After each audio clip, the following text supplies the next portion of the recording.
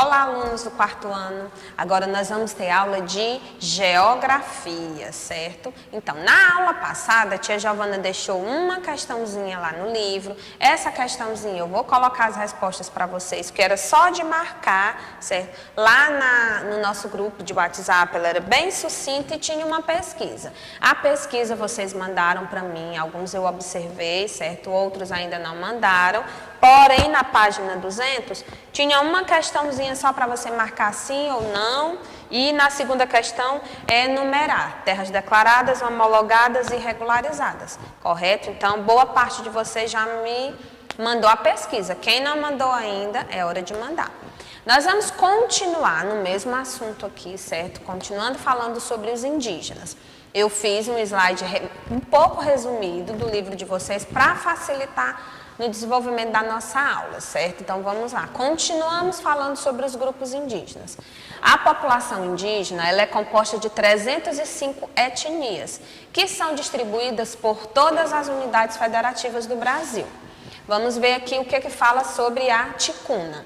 Representam a maior etnia indígena do Brasil. São 46.045 pessoas, de acordo com o censo do IBGE do ano de 2010. E a maioria está localizada no Amazonas, certo? Podem ser encontradas nos municípios de Tabatinga, Benjamin Constant, São Paulo de Oliveira, Amaturá, Santo Antônio do Içá e Tocantins. Então, aqui nós observamos a imagem de uma máscara ticuna, certo? Isso aqui vai estar no livro de vocês. Vamos passar aqui para a próxima. O que é que nós podemos falar do povo Guarani? No Brasil existem 3 subgrupos, que são Guarani Kaiowá, Guarani Mbiá e Guarani Nhãndeva. Observe a tabela que tem lá no livro de vocês, que vai falar um pouco sobre cada um dessas etnias. Nós observamos aqui os membros da tribo Guarani no Mato Grosso do Sul. Então, vocês percebem que as características dessa tribo são semelhantes à da outra tribo, porém, há diferenças, né? Nós estudamos que cada um deles vai apresentar suas próprias características. O povo Yanomami, a terra com a maior população indígena é a Yanomami, no Amazonas, certo? Com aproximadamente 25 mil indígenas, segundo os estudos do IBGE, certo? Vamos lá, continuando.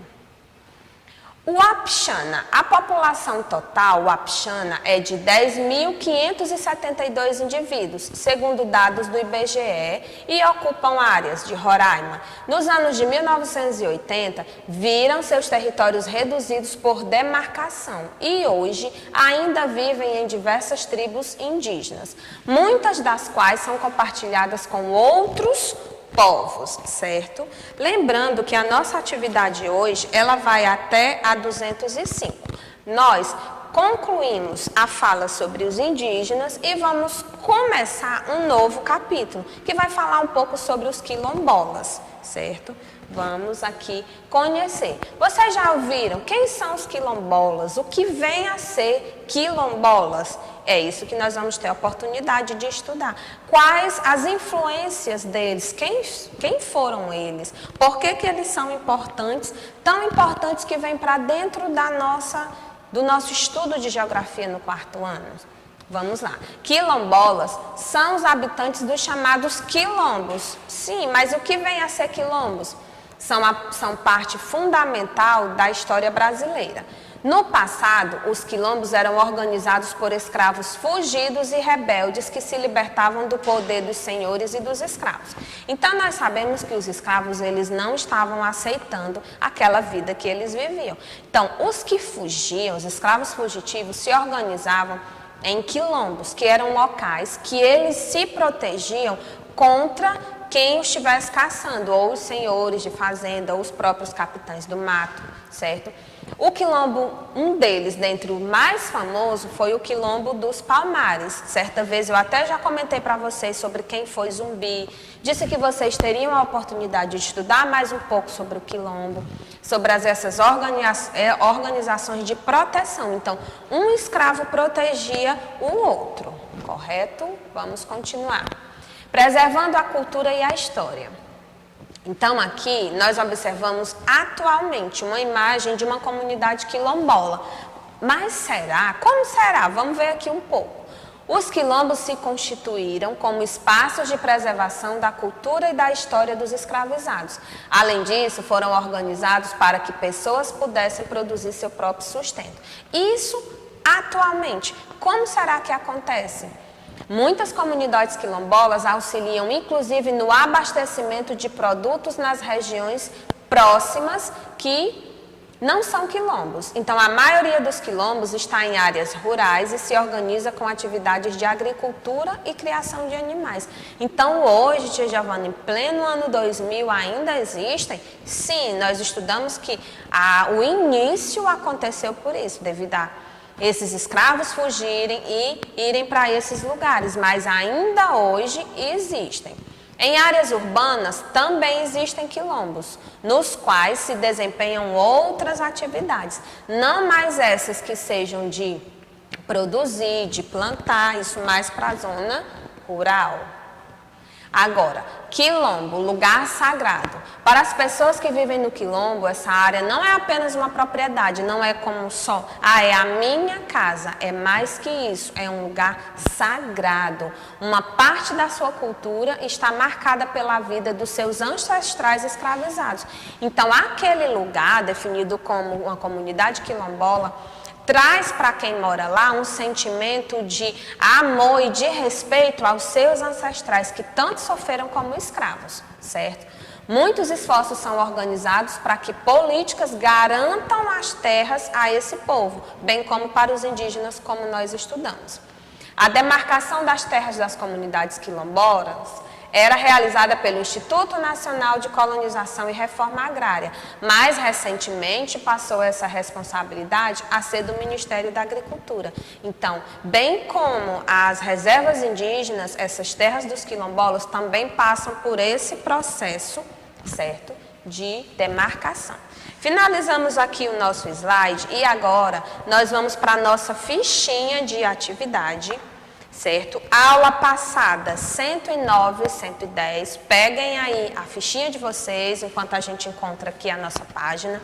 Vão pegando o material. Na questão 1, pedia que vocês pintassem o gráfico que tinha usando as cores e indicassem na legenda, certo? Essa aqui, você usou a cor que você achou adequada, certo? Nós não vamos corrigir questão de cor e vai escrever o que foi que você observou nesse gráfico, o que lhe chamou a atenção.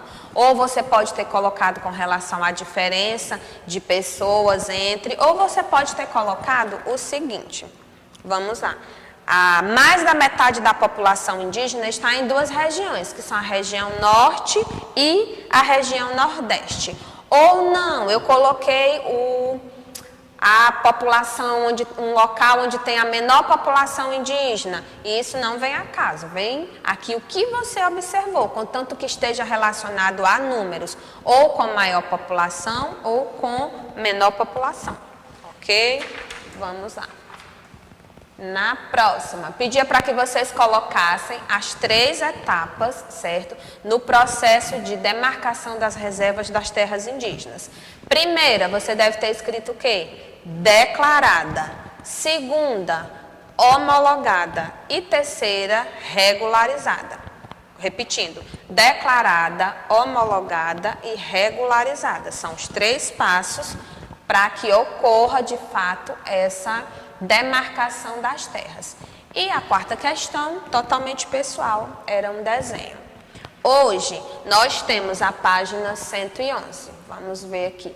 Temos um mapa, e vocês vão observar e vão responder.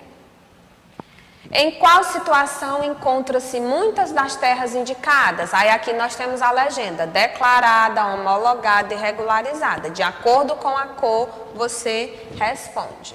Em quais unidades federativas não conseguimos observar pontos de terras indígenas? Então, as unidades federativas, né, são os estados, como vocês costumam chamar.